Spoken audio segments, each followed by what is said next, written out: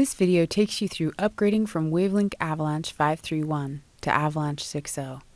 If you are running a version of Avalanche prior to 5.3.1, you need to upgrade to 5.3.1 before you can go to Avalanche 6.0. To prepare for migration, I ran a deployment from my enterprise to make sure my servers and devices were updated. Then I backed everything up. The operating system that Avalanche has been running on is too old to be supported by Avalanche 6.0. So I've got a system running Windows Server 2008 R2 where I'm planning to put the new version of Avalanche. On the Server 2008 system, I installed Avalanche 5.3.1 and restored my backup that included the databases and packages. I did that so I don't have to worry about setting up remote access to my production system. The other thing I did to set up before beginning the migration is to install Microsoft SQL Server with tools. Be sure to get the installer that includes the SQL Server management tools. Choose the version and licenses for SQL Server that fit your environment.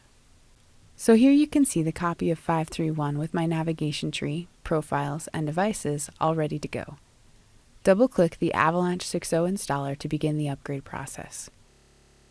Select the language. If you have questions about installing, this link provides additional information.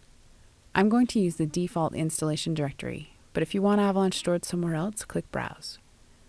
Click Upgrade and select the database platform you're using for Avalanche 5.3.1. If you used what was included with the Avalanche installer and didn't install a database separately, select the Postgres option. Now select the parts of Avalanche you want installed on this computer. Avalanche allows you to install the web server, databases, mobile device server, or smart device server on different computers if you need the space or processing power. My Avalanche environment is relatively small, so I'm going to install all of the components locally. Provide the host name or IP address of the computer where the databases are, and the username and password for them. Then provide the credentials for the SQL Server databases. When the installer prompts you to create the databases, click Yes. This page creates shortcuts in the Windows Start menu. Now click Next to start the upgrade process. You'll get a command line window that opens briefly while the database conversion begins. I'm going to speed things up a little here. The 6.0 installer will open the 5.3.1 uninstaller, so click Next to remove the 5.3.1 components. When the upgrade process is complete, click Finish to close the installer. Now, to access the web console, use the shortcut in the Start menu or open a browser such as Chrome or Internet Explorer. In the address bar, type the address of the computer, :8080/Avalanche Web. Provide your Avalanche credentials to log in to the web console.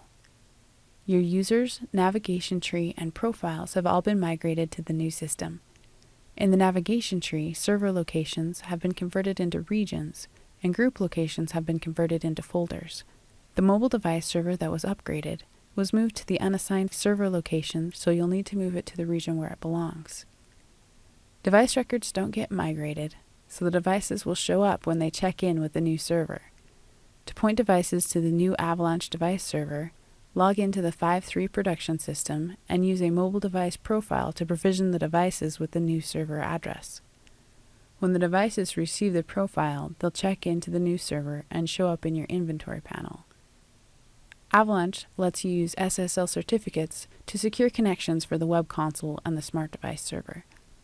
You'll need to set up those certificates before connecting iOS, Android, or Windows Phone 8 devices to Avalanche. Got questions?